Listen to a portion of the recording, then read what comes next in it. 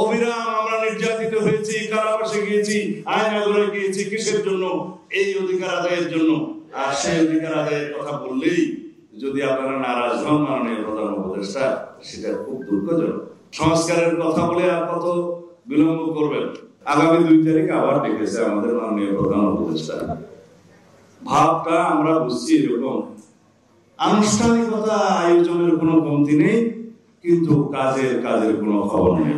সংস্কার প্রস্তাব নিজেরা দিয়েছে, মনে হয় যেন আমাদেরকে বাধ্য হয়ে সে সমস্ত সংস্কার প্রস্তাবে একমত হতে হবে। একটি গণতান্ত্রিকভাবে নির্বাচিত সরকার প্রতিষ্ঠার জন্যই তো, ভোটাধিকার প্রতিষ্ঠার জন্যই তো, বৈষম্যহীন একটি সমাজ প্রতিষ্ঠার জন্যই তো, একটি শক্তিশালী সাংবিধানিক রাষ্ট্র পাওয়ার জন্যই তো, আমরা আমাদের সমস্ত গণতান্ত্রিক অধিকার ফিরে পাওয়ার জন্যই তো আমরা রক্ত দিয়েছি, সংগ্রাম করেছি, অবিরাম আমরা নির্যাতিত হয়েছি, কারাবাসে গিয়েছি, আয়নাঘরে গিয়েছি, কিসের জন্য? এই অধিকার আদায়ের জন্য।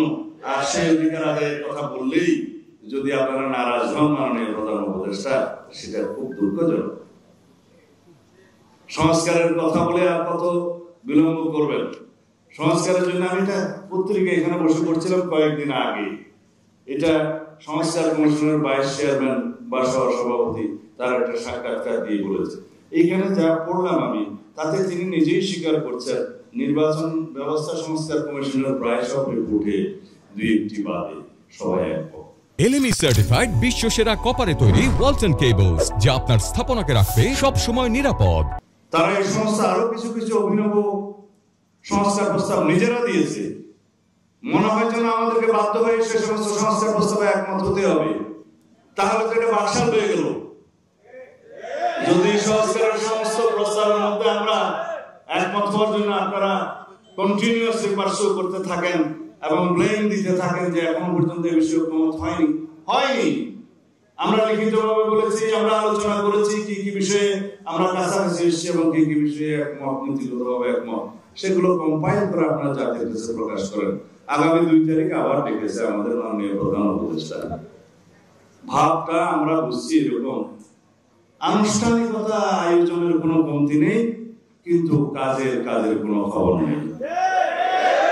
আবার ডেকেছেন 2 তারিখে যে দ্বিতীয় পর্বের আলোচনার আবার শুভ উদ্বোধন হবে। কেন উদ্বোধন কয়বার করতে হয়?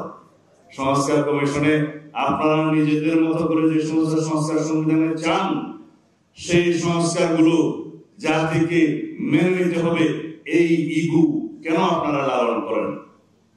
আপনারা কেন মনে করেন এনসিসি, ন্যাশনাল কনস্টিটিউশনাল কাউন্সিল নামে যেটা পরিচিত, তাকে সর্বোচ্চ ক্ষমতা দিয়ে রাষ্ট্রের সমস্ত অঙ্গকে আপনারা ব্যাখ্যা করে দিবেন? সেটা আমাদেরকে কেন মানতে বলেন? বলে যে সেই বিষয়ে কোনো সিদ্ধান্ত আসেনি।